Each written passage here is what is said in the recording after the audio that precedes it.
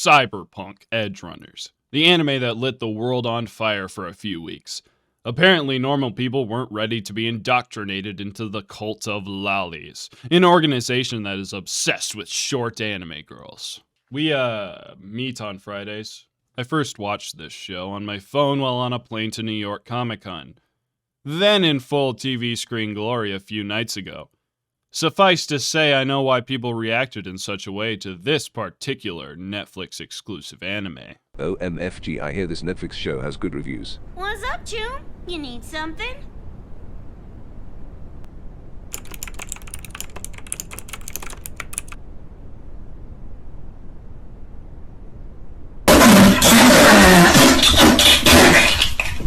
Where should we begin this worth your time? Perhaps with a synopsis of the show. Cyberpunk Edgerunners follows the story of young David, a struggling schoolboy propped up by his hard-working mother, who desperately tries to elevate David above the filth and degeneracy of Night City, a place filled with physically augmented humans running amok committing crimes. Excuse me, it's ma'am. It is ma'am. I won't spoil anything substantial within Edgerunners, but if you want a completely blind experience, go try the first episode, then come back. Alright, well, since David isn't meant for the boring life of a cushy business exec, his mother gets killed right in front of him in a shootout, leaving the poor boy all alone, suffering his mother's debt she accrued trying to better his life. David, my man, that really sucks. I guess it's about high time you chrome the fuck up. Oh yeah. David implants something called a Sandevistan, giving him the ability to move faster than pretty much anything. Projectiles, explosions, people, you name it. Thus starting him down the path of becoming a cyberpunk, an augmented human working as a mercenary outlaw. That's essentially the setup, and after that, the show just keeps gaining speed. So David joins up with a crew of mercenaries who make up the majority of the mainstay characters, and now that I mention them, it's only fitting I spend some time talking about the variety of characters. Starting with David himself. In a literary sense, David is an impressively constructed main character. He's filled with flaws and quirks which give him depth, while also being driven by a sense of determination not to fail. He's obsessive, naive, but ultimately a charming young chap. The other stars don't disappoint either. You've probably heard of Rebecca, the aforementioned Lolly. She's a walking contradiction, let me tell you. Rebecca certainly looks sweet and innocent, but goddamn did she lose a few stabilizing bolts somewhere because Rebecca is a terrifyingly sadistic young girl. There are a few moments where we as viewers get to see the little Lolly just paint a goddamn wall with people's blood, all while laughing maniacally. Only then, in the next scene, to just pop open a cold one with the boys and cuddle up next to David. My kinda woman. Another character, Maine, looks sorta like an anime version of Rob Gronkowski. Oh, but I'm special. Which gave me a good chuckle when I thought about it, but that's not all. He fills a much-needed role for David, similar to a big brother, as he sort of sees a bit of himself in David. Let's not forget about the villain either, Faraday, voiced by Giancarlo Esposito, otherwise known as Gus Fring from Breaking Bad.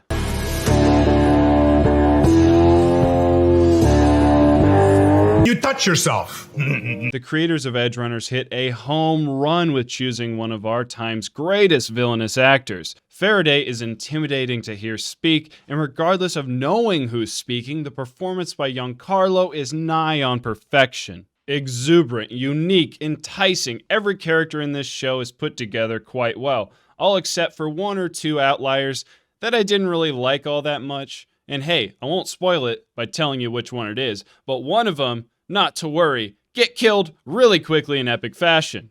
Let's discuss the art style, because it's originally what caused my trepidation to watch this anime. On the offset, it appears very cartoonish, and something you really couldn't take seriously. However, the idea that Cyberpunk Edgerunners is anything but a visual masterpiece is insultingly wrong. Ha! You dumb bastard. Wait, I was the one that brought it up. Vibrant, smooth, and downright jaw-dropping, this show is able to excite you with fast-paced, intense action scenes and grab your heart with a range of other emotions.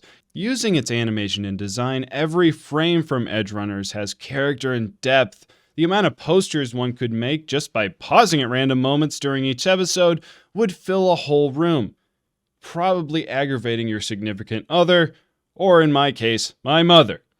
Made you better.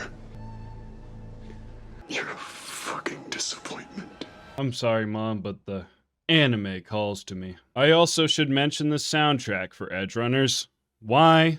Because it's very spicy. Sweet Jesus, does Edgerunners have a banging soundtrack. The opener is just fantastic, and I should know. It's almost impossible to resist the urge to get overly into any of the show's music. The tracks will have you going every which way at the drop of a hat. Whether it's a scene of powerful emotions that requires slow music that'll play with your heart, or in action scenes where the show requires the viewer to go into goddamn cardiac arrest from the amped beats, it works. There is something here with Cyberpunk Edgerunners. I can't deny that, nor would I want to. I actually wouldn't have any negatives for this anime if I didn't originally watch it on my phone. I think the TV show hides some obvious drawbacks by how breathtaking it is, but alas, I shall mention the few less than stellar aspects. First and foremost is the slight reliance on the lore the viewers might not be aware of, being that this is a spin-off of the game Cyberpunk 2077. I, for example, didn't know it had anything beyond body augmentation. So, for example, when they bring up, they have this certain dialect in Night City. Like, they call each other Choom, and I don't know if it's like hey dude, like hey Choom, or if it's a racial slur, so I should be careful with that. References to things like eddies, the currency in this universe, or the several corporate powers in Night City like Arasaka, who play a big but sometimes confusing role in the story, it's hardly the biggest of deals, but it does break immersion occasionally. Also, generally where the story goes isn't totally clear. At certain points, it feels like events take place just to jettison along the story. I mean, at one point, the entire ending is set in stone by a strange, out-of-character reason that we don't really ever have explained. I can get over it, and I think the show makes up for it by not only having Eren from Attack on Titan in there, aka the voice actor Bryce Papenbrook, he plays several throwaway characters, plus a total loser who gets beat up by a lolly, then goes on to explode. Yo, back room, on it. Wait, Julio. Watch out for... Which I found amusing. Cyberpunk Edgerunners is a special show, and it continues to be until the ultimate conclusion, which sees an entire episode-long fight scene that is wild as hell. I recommend this show hands down. It's a worthwhile experience, so please go give it some love on Netflix. With that being said, that's about it for me. Thank you so much for watching This Worth Your Time. I've been your American Otaku. Please like, subscribe, comment an insult, comment a compliment. I don't really care. I'll see you next time.